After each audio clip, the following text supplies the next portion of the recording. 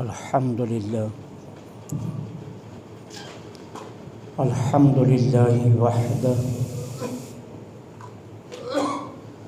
والصلاة والسلام على من لا نبي بعده وعلى آله وأصحابه الذين أوفوا عهده. أما بعد فأعوذ بالله من الشيطان الرجيم. بسم الله الرحمن الرحيم.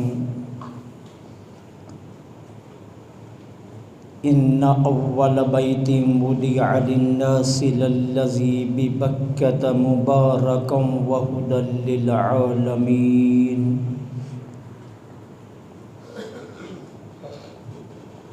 آمنت بالله صدق الله العظيم وصدق رسوله النبي الكريم الأمين ونحن على ذلك لمن الشاهدين والشاكرين والحمد لله رب العالمين. مولا صلی وسلم دائما ابدا علی حبیبک خیر الخلق کلہم محمد سید الکونین والثقلین والفریقین من عرب ومن عجم. مولا صلی وسلم دائما ابدا علی حبیبک خیر الخلق کلہم. فإن من جودك الدنيا وضرتها ومن علومك علم اللوح والقلم. مولا صلی وسلم دائما ابدا علی حبیبک خیر الخلق کلہم. رضیت باللہ ربا وبالاسلام دینا وبمحمد صلی اللہ علیہ وآلہ وسلم نبیا ورسولا. بلغ العلا بکمالہ کشف الدجی بجمالہ حسنت جمیع خصالہ. صلوا علیہ وآلہ واصحابہ وسلموا تسلیما کثیرا کثیرا کثیرا کثیرا. رب اشرح لی صدری ویسر لی امری واحلل عقدۃ من لسانی یفقہوا قولی.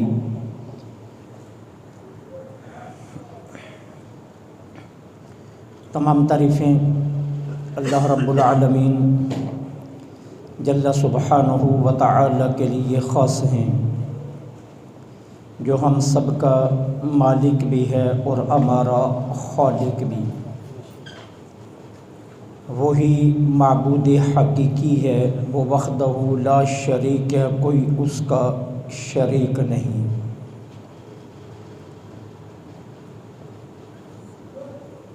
کائنات ارض و سما کے ہر ذرے کے بدلے میں تا قیام قیامت بغیر کسی وقفے کے اربوں خربوں کے حساب سے درود و سلام آقا نامدار مدنی تاجدار فخر دو عالم امام الانبیاء خاتم المرسلین سرکار مدینہ راحت قلب و سینہ صلی اللہ علیہ وآلہ وسلم کی ذات پاک پر درود و سلام کہ جن کے صدقے میں اللہ جل سبحانہ و تعالی نے ہمیں لا تعداد انگنت بے شمار نعمتوں سے مالا مال فرمایا. معزز اور محترم سامعین، اللہ جل سبحانہ و تعالی قرآن کریم فرقان حمید کے اندر ارشاد فرماتے ہیں ان اول بیت وضع للناس للذی ببکہ کہ سب سے پہلا گھر جو لوگوں کی ہدایت کے لیے تعمیر کیا گیا وہ مکہ شریف میں ہے۔ مفسرین کرام کے اس کے متعلق کئی اقوال ہیں۔ کچھ مفسرین کرام یہ فرماتے ہیں کہ اس سے مراد یہ ہے کہ مکہ میں جو سب سے پہلا گھر اللہ کی عبادت کے لیے تعمیر کیا گیا وہ مراد ہے۔ کچھ مفسرین کرام فرماتے ہیں کہ اس سے پوری دنیا میں جو سب سے پہلا گھر تعمیر کیا گیا وہ مراد ہے۔ اور کچھ مفسرین کرام یہ فرماتے ہیں کہ باقاعدہ طور پر ایک مکان کی شکل میں روئے زمین پر جو سب سے پہلا گھر تعمیر کیا گیا وہ مکہ میں ہے۔ ساتوں آسمانوں کے اوپر بالکل عرش کے نیچے ایک عمارت ہے جس کا نام ہے بیت معمور۔ یہ بیت معمور وہ عمارت ہے جو ملائکہ کا کعبہ ہے اور ملائکہ کا قبلہ ہے۔ 70,000 ملائکہ ہر روز بیت معمور میں داخل ہوتے ہیں، اس کا طواف کرتے ہیں، وہاں اللہ جل سبحانہ و تعالی کی تسبیح، تہلیل اور تکبیر بیان کرتے ہیں، اپنی شان کے مطابق اللہ جل سبحانہ و تعالی کی عبادت کرتے ہیں، اور پھر وہ ملائکہ نکل جاتے ہیں اور اگلے 70,000 ملائکہ حاضر ہو جاتے ہیں، اور یہ سلسلہ قیامت تک یوں ہی جاری رہے گا۔ اللہ جل سبحانہ و تعالی نے سیدنا حضرت آدم علیہ السلام کو جب خلق فرمایا تو خلق فرمانے سے قبل فرشتوں کو اللہ جل سبحانہ و تعالی نے اپنے اس پروگرام سے آگاہی دیتے ہوئے یہ ارشاد فرمایا تھا، انی جاعل فی الارض خلیفہ، کہ میں زمین میں اپنا خلیفہ بنانے لگا ہوں۔ منصوبہ تو زمین کی آبادکاری کا تھا، منصوبہ تو زمین میں خلافت قائم کرنے کا تھا۔ پروگرام جو تشکیل دیا گیا اور جس پروگرام سے آگاہ کیا گیا وہ یہ تھا کہ ایک آدم خلق کیا جائے گا اور اسے زمین پر بھیج کر اللہ کی خلافت زمین میں قائم کی جائے گی۔ لیکن وہی آدم جب خلق ہو گئے تو خلق ہونے کے بعد اللہ جل سبحانہ و تعالی نے آدم علیہ السلام کو جنت میں ٹھہرا لیا۔ اب منصوبہ تو زمین کا تھا لیکن آدم کو جنت میں ٹھہرا لیا۔ اب آدم علیہ السلام جنت میں ٹھہرے رہے اور جنت کی باغبانی کا کام کرتے رہے۔ اللہ جل سبحانہ و تعالی نے آدم علیہ السلام سے فرمایا کہ یہ ساری جنت تمہاری ملکیت ہے، بلا چون و چاراں، تم اس کے جس حصے میں بھی جانا چاہو جا سکتے ہو، اور جہاں سے بھی جو چیز تناول کرنا چاہو وہ تمہاری ملکیت ہے، تم کھا سکتے ہو۔ لیکن یاد رکھنا، ایک درخت جس کی نشاندہی کی گئی، اس کے قریب تم نے نہیں جانا۔ آدم علیہ السلام حکم خداوندی سے جنت میں رہے، جنت کی باغبانی کرتے رہے۔ پھر ایک دن دوپہر کے وقت آدم علیہ السلام جنت کے ایک درخت کے سائے میں آرام فرما تھے، تو طبیعت کے اندر کچھ پریشانی لاحق ہوئی۔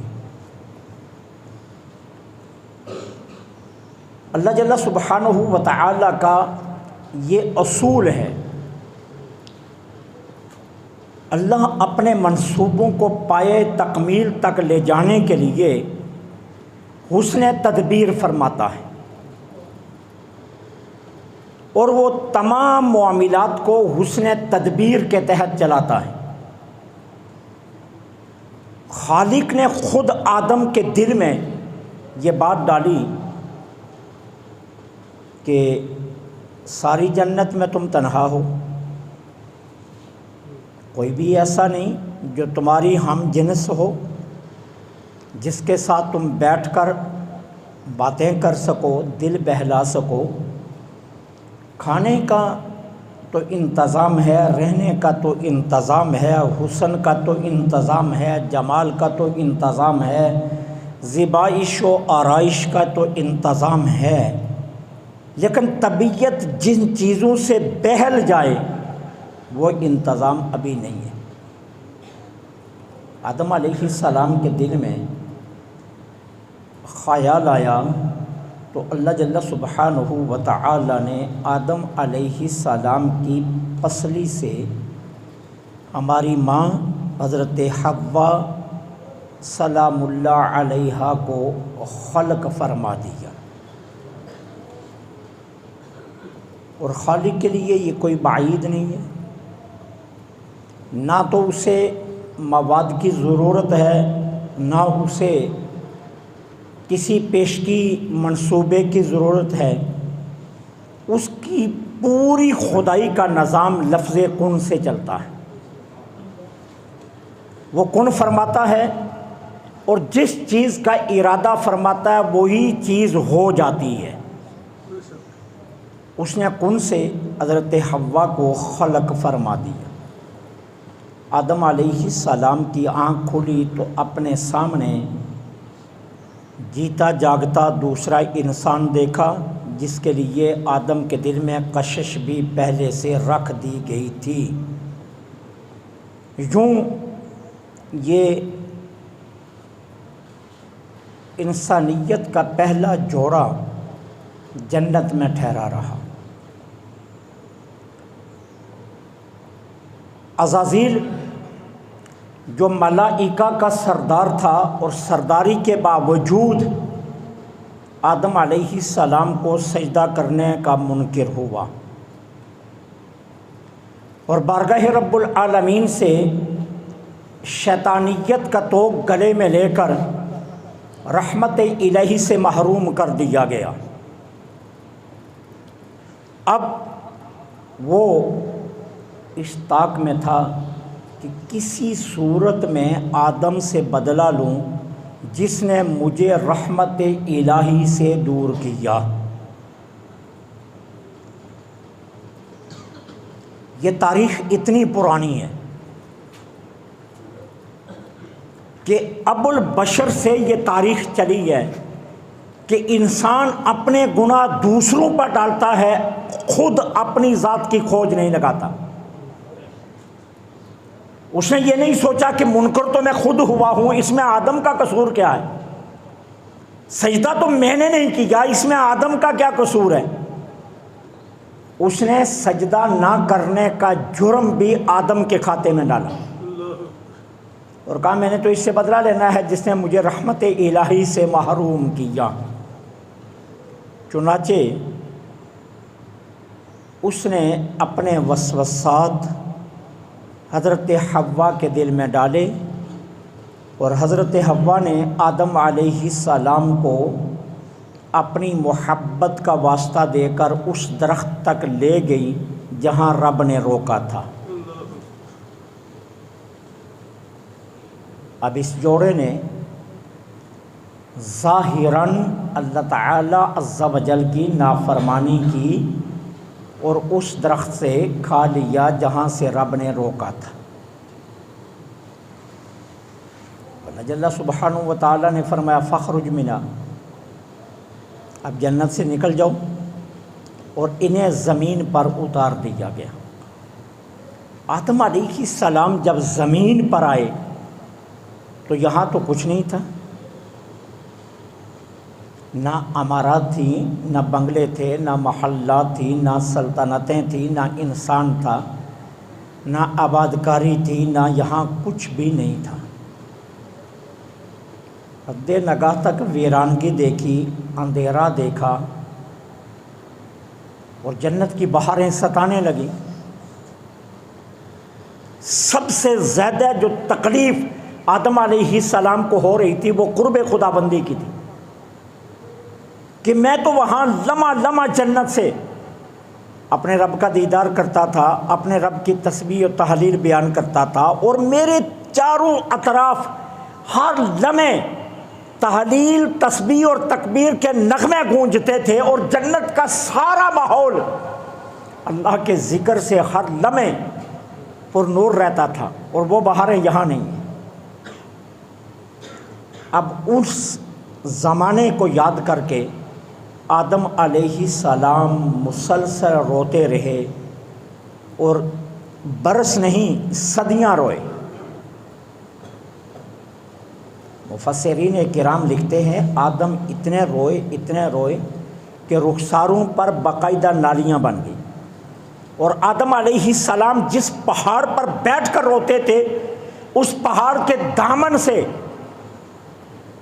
پرندے پانی پیا کرتے تھے، رو رو کر پانی اتنا آ جاتا تھا کہ وہاں سے پرندے پانی پیا کرتے تھے، اتنا روئے۔ جنت کے لیے نہیں، آدم علیہ السلام کو بھی پتا تھا کہ میں نافرمانی کر کے نہیں آیا ہوں، وہ میں دلائل سے ثابت کرتا ہوں۔ کیوں؟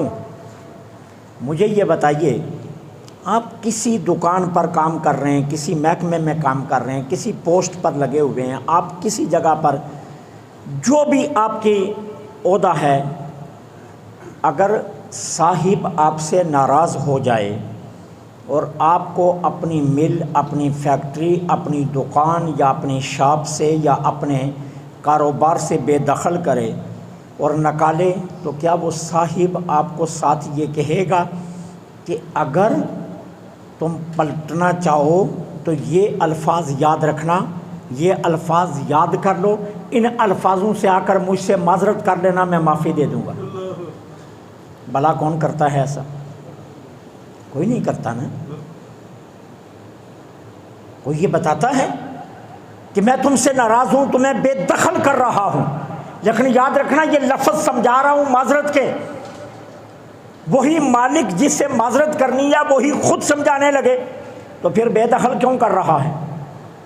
اللہ جل سبحانہ و تعالی آدم کو جنت سے نکال رہے ہیں، اور ساتھ آدم کو بلا کر کہا آدم ادھر آؤ، حوا کو کہا لے جاؤ اسے، ابلیس کو لے جاؤ، شیاطین کو لے جاؤ، جنات کو لے جاؤ، ملائکہ بھی نکالے گے، کہا ملائکہ کو بھی لے جاؤ، لیکن جب آدم علیہ السلام کی باری آئی کہا ابھی ٹھہر جاؤ، آدم کو میرے پاس لے آؤ۔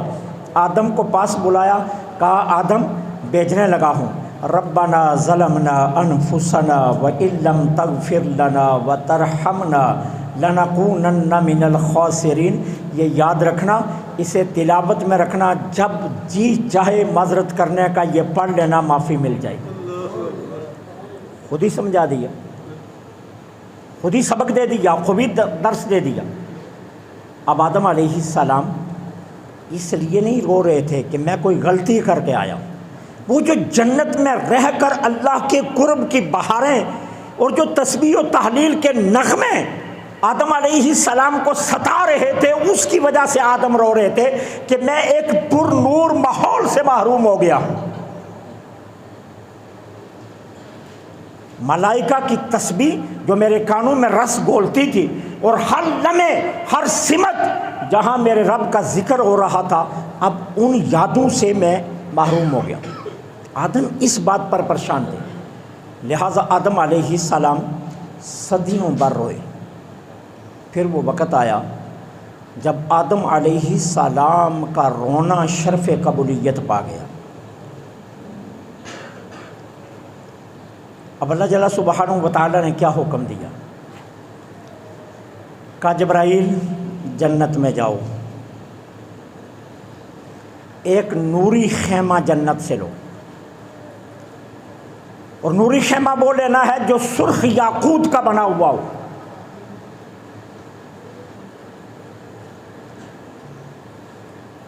جنت کی ایک نوری قندیل بھی لینی ہے،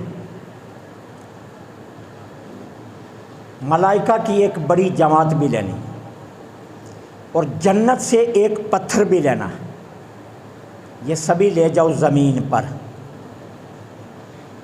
اور اگر بیت معمور سے زمین کی سمت خط کھینچا جائے تو جہاں یہ خط جا کر زمین پر عین رکے گا وہاں یہ خیمہ نصب کر دو۔ یاقوت کا وہ خیمہ جو جنت سے بھیجا گیا، وہ عین اگر بیت معمور سے خط کھینچا جائے تو زمین پر جہاں آ کر وہ خط لگے گا وہاں وہ نصب کر دیا گیا۔ اچھا، جنت سے جو پتھر لائے ہو نا، وہ پتھر اس خیمے کے سامنے رکھ دو۔ اس خیمے کے اندر جنت کی نورانی کنڈیل کو لٹکا دو جو روشنی بکھیرے، اور ملائکہ کو صف بصف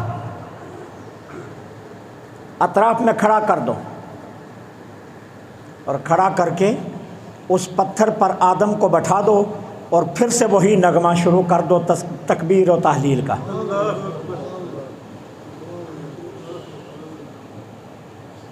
اب جبریل امین آئے، جنتی خیمہ یا سرخ یاقوت کا، اسے زمین پر گاڑا، این اس جگہ پر جہاں آج کعبہ ہے، اسی مقام پر یہ بیت اللہ کی تعمیر کا آغاز ہے۔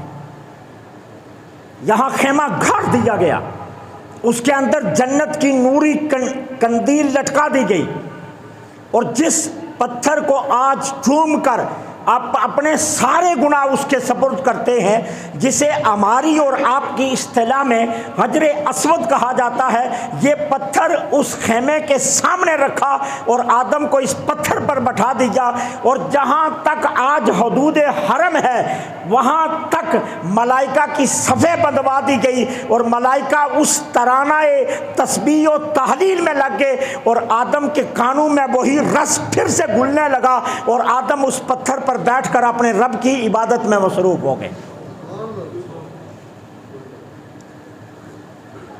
یوں بیت اللہ شریف کی پہلی تعمیر کا آغاز ہو گیا۔ یہ خیمہ نصب رہا، اور آدم اس پتھر پر بیٹھے اپنے رب کی تسبیح و تحلیل کرتے رہے۔ انوار و تجلیات کی بارشیں شروع ہو گئی، اور ملائکہ جہاں آج حد حرم ہے وہاں سے لے کر اس نوری خیمے تک صف بے صف عبادت میں مصروف رہے۔ پھر جب آدم علیہ السلام کا دل خوب لگ گیا تو اللہ جل سبحانہ و تعالی نے آدم کو حکم دیا، آدم اب اس نوری خیمے کا طواف کرو۔ آدم علیہ السلام نے اس نوری خیمے کا طواف کیا۔ اب ملائکہ کو کیا حکم ہوا؟ 70,000 ملائکہ جو بیت معمور میں روز داخل ہوتے ہیں، اب تمہارا سفر تھوڑا سا روٹ بدلے گا۔ پہلے تم نے بیت معمور میں داخل ہونا ہے اور بیت معمور سے سیدھا زمین پر اترنا ہے، اور جو نوری خیمہ ہم نے آدم کے لیے لگوایا ہے اب تم نے بھی اس کا طواف کر کے پھر پلٹ کر واپس آنا ہے۔ اب ملائکہ 70,000 ملائکہ کی جماعت بیت معمور میں داخل ہوتی، وہاں تکبیر تسبیح و تحلیل کرتی، اپنی شان کے لائق عبادات کرتی اللہ تعالیٰ کی، اور وہاں سے زمین پر اترتی، اور جہاں آج بیت اللہ شریف ہے وہاں جو سرخ یاقوت کا نوری جنتی خیمہ لگا ہوا تھا اس خیمے کا طواف کرتی اور پھر واپس پلٹ جاتی، اور یہ سلسلہ شروع ہو گیا آدم علیہ السلام کی زندگی میں، یہاں تک کہ پھر اللہ جل سبحانہ و تعالی نے آدم علیہ السلام کو حکم دیا کہ اب ہم یہ نوری خیمہ واپس اٹھانے لگے اور تم یہاں گارے اور مٹی کی ایک عمارت کھڑی کر دو جو قیامت تک لوگوں کے لیے عبادت کی نشاندہی کرے۔ اچھا، عبادت کے لیے سمت کی تو ضرورت نہیں ہے، قرآن کریم میں تو اللہ تعالیٰ فرماتا ہے اینما تولوا فثم وجہ اللہ، بھائی تم جدھر بھی منہ کرو اللہ ادھر ہی ہے۔ اب ہم اللہ تعالیٰ عز و جل کو سمت کا محتاج نہیں کر سکتے، یہ یاد رکھنا۔ ہمارے دوست اہل عرب اپنے آپ کو صاحب علم کہہ کر بھی لوگوں کا رخ بیت اللہ کی طرف موڑتے ہیں کہ آپ سوائے بیت اللہ کے کسی سمت نہ دعا مانگ سکتے ہیں، نہ کچھ اور فاتحہ پڑھ سکتے ہیں، کچھ بھی نہیں کر سکتے بیت اللہ کی طرف۔ اللہ تعالیٰ جہت کا محتاج نہیں ہے، یہ یاد رکھنا۔ اللہ تعالیٰ کو کسی جہت میں بند نہیں کیا جا سکتا، اللہ کسی سمت کا محتاج نہیں ہے۔ وہ قرآن میں فرماتا اللہ نور السماوات والارض، اللہ آسمانوں اور زمینوں کا نور ہے۔ وہ فرماتا اینما تولوا فثم وجہ اللہ، تم جس سمت بھی رخ کرو اللہ ادھر ہی موجود ہے۔ یہ گھر صرف تعمیر اس لیے کروایا گیا تھا تاکہ توحید کے ماننے والوں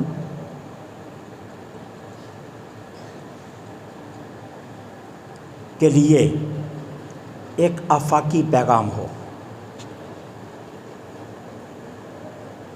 ہمہ گیریت کا، ہمہ جہت کا، صرف یہ پیغام دینا مقصود تھا۔ بیت اللہ میں ہونے والی عبادات سے جو سب سے بنیادی عبادت ہے بیت اللہ کی، اس سے یہ پیغام آ رہا ہے۔ آپ دیکھیے حج ہو یا عمرہ ہو، دنیا بھر کے تمام لوگ اپنے ملک میں جو بھی بولی بولیں، لیکن جب بیت اللہ میں آئیں گے تو سب کی بولی ایک ہے، لبیک اللہم لبیک۔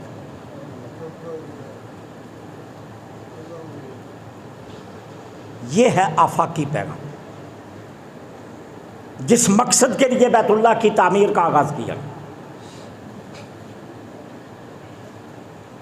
بتانا یہ تھا کہ توحید ایک آفاقی ہے اور تمہیں اس آفاق سے جڑ کر رہنا ہوگا۔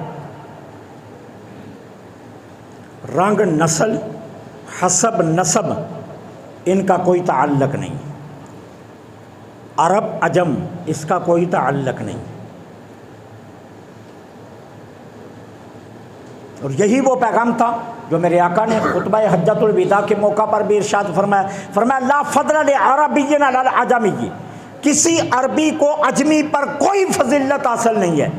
فضیلت کا معیار ملک نہیں، نسب نہیں، حسب نہیں، فرمایا فضیلت کا معیار تقویٰ ہے۔ اگر ایک متقی،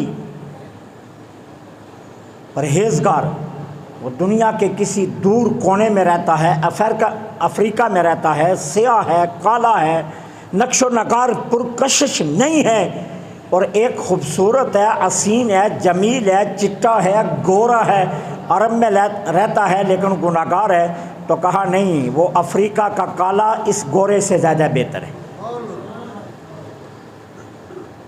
اس پیغام کو سمجھانے کے لیے اللہ نے روئے زمین پر اپنا سب سے پہلا گھر تعمیر کروایا۔ یہ پیغام پہنچانا تھا، اصل یہ پیغام دینا تھا۔ اب آپ دیکھیے نا، کتنے فرقے ہیں مسلمانوں کے؟ 4 تو مشہور فرقے ہیں جن کو ہم اپنے اس بر صغیر میں مانتے ہیں۔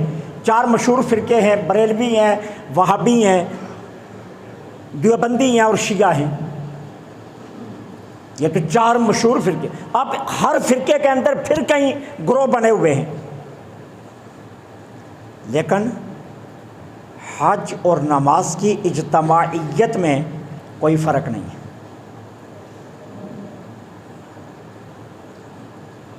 کسی قسم کی اجتماعیت میرے اللہ نے ٹوٹنے نہیں دی ہے۔ بتائیں اگر ٹوٹنے دی ہے؟ اگر وہابیوں کے 2 رکوع ہوتے تو میں مانتا اجتماعیت ٹوٹ گئی ہے۔ وہ بریلویوں کے پیچھے پڑھیں یا نہ پڑھیں، لیکن جہاں بھی پڑھیں گے رکوع 1 ہے، سجدے 2 ہیں۔ اجتماعیت میرے اللہ نے نہیں ٹوٹنے دی۔ اہل تشیع ان کے نزدیک بھی رکوع 1 ہے، سجدے 2 ہیں۔ اجتماعیت میرے اللہ نے نہیں ٹوٹنے دی عبادات کے اندر۔ یہی حال آپ حج میں بھی دیکھ لیں۔ کیا کوئی فرقہ کہتا ہے کہ حج مینا میں ہوگا، اور دوسرا فرقہ کہتا ہے کہ حج مزدلفے میں ہوگا، اور تیسرا فرقہ کہتا ہے کہ حج عرفات میں ہوگا؟ ہرگز کوئی نہیں کہتا، سبھی کہتے ہیں حج عرفات میں ہوگا۔ اجتماعیت میرے اللہ نے نہیں ٹوٹنے دی۔ یہ ہے وہ بنیادی پیغام جس کے لیے اللہ نے روئے زمین پر بیت اللہ کو تعمیر کروایا، کہ تمہارے اندر آفاقیت آنی چاہیے۔ آفاقیت اللہ چاہتا ہے۔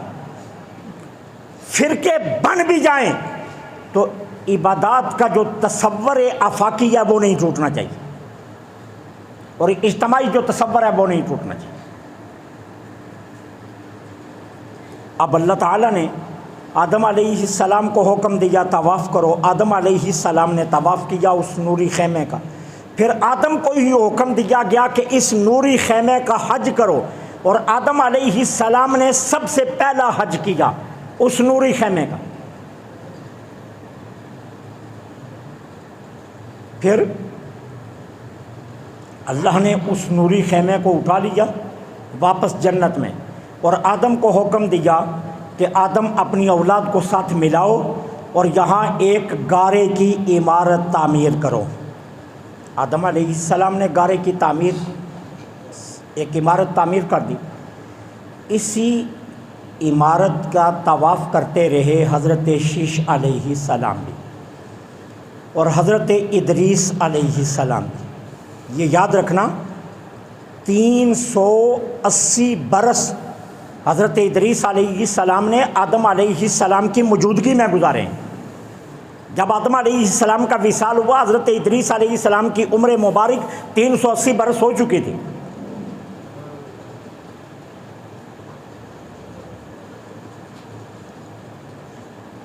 یہی پھر عمارت جو آدم علیہ السلام نے بنائی تھی، یہ طوفان نوح تک چلتی رہی۔ پھر جب نوح علیہ السلام کے دور میں طوفان آیا تو اللہ تعالی عز و جل نے عمارت کا اوپر کا حصہ جو زمین سے اوپر تھا وہ سبھی کا سبھی اٹھوا لیا۔ ملائکہ کو حکم دیا اسے اٹھا کر لے آؤ جنت میں۔ وہ عمارت جنت میں چلی گئی، اور جو بنیادیں تھیں انہیں قائم رکھا گیا۔ طوفان نوح کی وجہ سے یہاں مٹی اور ریت کا ملا جلا ایک ڈھیر بن گیا، اور پھر لوگ اس ڈھیر کی طرف رخ کر کے عبادت بھی کرتے تھے، اور اسی ریت اور مٹی کے ڈھیر کے چکر بھی لگاتے تھے۔ پھر آیا دور حضرت ابراہیم علیہ السلام کا۔ قرآن اب یہاں سے شروع ہوتا ہے. پہلے فرمایا ان اول بیت وضع للناس، سب سے پہلا گھر جو تعمیر کروایا گیا وہ مکہ میں ہے. اب اللہ تعالیٰ پھر سورہ حج میں جا کر ابراہیم علیہ السلام کا ذکر کرتے ہیں. وَإِذْ بَوَّأْنَا لِإِبْرَاهِيمَ مَقَامَ الْبَيْتِ، کہ جب ہم نے ابراہیم علیہ السلام کو حکم دیا اور نشاندہی کی کہ ابراہیم اس جگہ پر ہمارا گھر تعمیر کرو. یہ سورہ حج میں جا کر اللہ بیان فرما رہا ہے. اب ابراہیم علیہ السلام نے عرض کی مولا یہاں تو ریت کا ڈھیر ہے اور میں کیسے تلاش کروں کہ اس کی بنیادیں کہاں ہیں اور اس کا حدود اربع کیا ہے. اللہ تعالی عز و جل نے آسمان سے ایک بدلی بھیجی اور کہا ابراہیم اس بدلی کا سایہ جتنی جگہ پر پڑے اس جگہ پر نشان لگا لو، اور ان نشانات کے مطابق کھدائی شروع کر دو. ابراہیم اور اسماعیل علیہ السلام نے اس بدلی کے نشانات کے مطابق کھدائی شروع کر دی، لیکن ریت اتنا زیادہ تھا کہ کھدائی کرتے کرتے باپ بیٹا بہت گہرائی میں بھی گئے لیکن بنیادیں سامنے نہیں آ رہی تھیں. پھر اللہ تعالیٰ نے حضرت جبریل امین علیہ السلام کو بھیجا اور جبریل امین علیہ السلام نے ان کی نشاندہی کی. پھر باپ بیٹے نے اصل بنیاد دیکھی. پھر قرآن میں اللہ سورہ بقرہ کی طرف پلٹ رہتا ہے. اب اللہ کیا فرماتا ہے؟ اللہ یہ نہیں فرماتا ابراہیم علیہ السلام نے، یہ بڑا قابل توجہ جملہ ہے، اللہ یہ نہیں فرماتا ابراہیم علیہ السلام نے بیت اللہ کی بنیاد رکھی. ابراہیم علیہ السلام نے بیت اللہ شریف کو نیچے سے لیا، یہ نہیں حکم فرمایا کہ ابراہیم مؤسس ہے. کیا کہا؟ وَإِذْ يَرْفَعُ إِبْرَاهِيمُ الْقَوَاعِدَ، يَرْفَعُ کا لفظ ہے. ابراہیم علیہ السلام کو مؤسس نہیں کہا گیا، مؤسس آدم علیہ السلام کو کہا گیا ہے. ابراہیم علیہ السلام کو کے متعلق اللہ فرماتا ہے وَإِذْ يَرْفَعُ إِبْرَاهِيمُ الْقَوَاعِدَ، یاد کرو جب ابراہیم نے بنیادوں کو اٹھایا. اب معلوم یہ ہوا کہ آدم علیہ السلام کی جو بنیادیں نیچے تھیں ابراہیم علیہ السلام نے اسی بنیاد کے اوپر سے دیواریں شروع کی. تو اللہ فرماتا ہے اس یرفعو کا لفظ ہے کہ ابراہیم علیہ السلام نے جب اٹھایا، بلند کیا دیواروں کو، اور ابراہیم علیہ السلام بلند کرتے گئے اور پھر ابراہیم علیہ السلام نے ایک عمارت کو مکمل کیا. اچھا، ابراہیم علیہ السلام جس پتھر پر کھڑے ہو کر بیت اللہ کی تعمیر فرما رہے تھے، اس پتھر کے اندر اللہ جل سبحانہ و تعالی نے یہ شعور پیدا کر دیا کہ جیسے دیوار بلند ہوتی پتھر بلند ہو جاتا، دیوار نیچے کی سمت آتے ابراہیم تو پتھر نیچے آ جاتا. ٹھیک ہے. اب آپ یہ کہیں گے کہ یہ کمال ہے ابراہیم علیہ السلام کے قدموں کا. میں مانتا ہوں قدموں کا کمال ہے، لیکن ایک سوال چھوڑتا ہوں آپ کے سامنے، کیا ابراہیم علیہ السلام کے پاؤں کسی اور پتھر پر نہیں لگے؟ کہیں اور پتھروں پر بھی لگے، پھر باقی پتھروں میں یہ شعور کیوں نہیں آیا؟ کمال ابراہیم علیہ السلام کے اگر قدموں کا ہی ہے تنہا تو پھر باقی میں شعور کیوں نہیں آیا؟ اچھا، یہاں تو قدم اتنا بابرکت ہے تو جن پتھروں کو ابراہیم اپنے ہاتھوں سے اٹھا کر کعبے کی دیوار میں رکھ رہا تھا ان میں شعور کیوں نہیں آیا؟ یہاں تو ہاتھ لگ رہے ہیں، اور ایک ہاتھ نہیں، دو نبیوں کے ہاتھ لگ رہے ہیں. اسماعیل نیچے زمین سے اٹھاتے ہیں، ابراہیم بلندی پر کھڑے ہیں. اب بیٹا بھی نبی ہے، باپ بھی نبی ہے. نبی نے پہلے اٹھایا پتھر، پھر باپ نبی کو پکڑایا، اور پھر باپ نبی نے پکڑ کر کعبے کی دیوار میں رکھا. یارو، جب دو نبیوں کے ہاتھ لگے اس میں شعور نہیں آیا، اور اس پتھر میں شعور کیوں آ گیا؟ میں تسلیم کرتا ہوں، میں اس کا منکر نہیں ہوں، تسلیم کرتا ہوں کہ ابراہیم کے قدموں میں برکتیں تھیں، لیکن اصل برکت اس دعا کی تھی جو ابراہیم نے اس پتھر پر کھڑے ہو کر مانگی. ٹھیک ہے. اب اس کا پس منظر ایک لمحے کے لیے، صرف 1 منٹ میں کوشش کرتا ہوں بات کو سمیٹ. اگر اللہ تعالیٰ فرماتا ہے میں نے لوگوں کے لیے گھر بنوایا تو لوگوں کے لیے بنوانا تھا، تو پھر وہاں بنواتا جہاں لوگ بستے تھے۔ کعبہ میں تو یہاں تو کوئی، مکے میں تو کوئی انسان تھا ہی نہیں، سرے سے زندگی کا کوئی تصور ہی نہیں تھا، کوئی ایک انسان بھی نہیں تھا یہاں، اور گھر بنوانا ہے لوگوں کے لیے، کہتا ہے میں نے لوگوں کے لیے بنوایا۔ تو بنوانا تھا تو اس وقت فلسطین میں بنواتا، سب سے زیادہ آبادی اس دور میں عراق میں تھی، وہاں بنواتا، ملک شام آباد تھا وہاں بنواتا، جہاں دنیا بستی تھی وہاں بنواتا، لیکن وہاں نہیں بنوایا، اور کہہ رہا ہے کہ میں نے انسانوں کے لیے بنوایا، اور بنوا وہاں رہا جہاں کوئی رہتا ہی نہیں۔ ایک طرف کہہ رہا ہے انسانوں کے لیے۔ مجھے اچھی طرح یاد ہے جب میں یہاں آیا تو کلیم شہید کالونی ویران تھی، اور یہ 700 روپے کے فائلیں بک رہی تھی، اور لوگ لے نہیں رہے تھے۔ کیوں؟ یہاں کس نے جانا، یہ تو جنگل ہے۔ راجے والی میں کہتے تھے یہاں کس نے جانا، کوئی جنگل ہے، کوئی لوگ وہاں کے نام نہیں لیتے تھے۔ یارو اس کا مطلب یہ ہے کہ لوگ وہاں ہی گھر بناتے ہیں نا جہاں آبادی ہو۔ تو اللہ فرما رہا ہے میں نے لوگوں کے لیے گھر بنوانا، اور گھر وہاں بنوا رہا ہے جہاں آبادی ہی نہیں، جہاں کوئی بستا ہی نہیں، غیر عزیز زرعین، کوئی وہاں زندگی کا تصور نہیں، اور وہاں اپنا گھر بنوا رہا ہے۔ کیوں؟ کہا مانا ابھی یہاں کوئی نہیں، ابھی یہاں کوئی نہیں مانا، لیکن ابراہیم تمہیں کمال بتائیں گے۔ وہ کمال کیا ہوگا؟ تم گھر مکمل کرو۔ گھر مکمل کیا، ابراہیم کے دل میں القاء کر دیا۔ ابراہیم اسی پتھر پر کھڑے ہوئے، کہا مولا تو کہتا تھا کہ میں نے گھر بنوانا ہے لوگوں کے لیے، گھر تو میں نے بنا دیا، لوگ کہاں ہیں؟ کہا ابراہیم ہاتھ اٹھا۔ ابراہیم نے ہاتھ اٹھائے، کہا ربنا وابعث فیہم رسولا،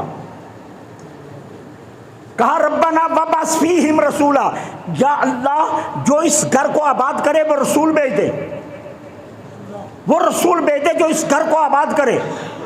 اب کہا ابراہیم تو نے بہت بڑی بات کر دی۔ کیا بڑی بات؟ تو نے مجھ سے مزدوری میں میرا محبوب مانگ لیا، تو نے مزدوری میں مجھ سے میرا محبوب مانگ لیا۔ کہا جاؤ اب فخر سنو، پہلا فخر تجھے دیتا ہوں، جب میرے محبوب کا ذکر آئے گا تو محبوب کا دادا گنا جائے گا، جب میرے محبوب کا ذکر آئے گا تو میرے محبوب کا دادا گنا جائے گا، یہ تجھے فخر دے رہا ہو۔ دوسرا فخر، پتھر تو بہت ہیں لیکن جس پر کھڑے ہو کر میرا محبوب مانگا اس کو قیامت تک کے لیے نشانی بنانے لگا۔ وَاتَّخِذُوا مِن مَّقَامِ إِبْرَاهِيمَ مُصَلًّى، اس پتھر پر ابراہیم کے قدم ثبت ہو گئے، نشان لگ گئے۔ کہا کیوں؟ اس لیے کہ پتھر کا کمال نہیں، تیرے قدموں کا کمال نہیں، اس پتھر پر کھڑے ہو کر تو نے مجھ سے میرا محبوب مانگ لیا۔ محبوب مانگنے کی وجہ سے اس پتھر میں یہ خبر رکھ رہا ہوں کہ یہ قیامت تک کے لیے نشانی بنا رہا ہوں، نشانی بنا رہا ہوں۔ اور تیسرا کمال تجھے کیا دے رہا ہوں؟ اب تو نے جب میرے محبوب کا ذکر چھیڑ ہی لیا ہے تو پھر تیری ہی اولاد سے محبوب بنا کر بھیج دوں گا۔ یہ 3 فخر عطا کر دی۔ تو یہ کمال تھا کہ جس کی وجہ سے مقام ابراہیم پر ابراہیم علیہ السلام کے قدم ثبت ہوئے۔ اللہ مجھے حق کہنے، آپ کو حق سننے کی توفیق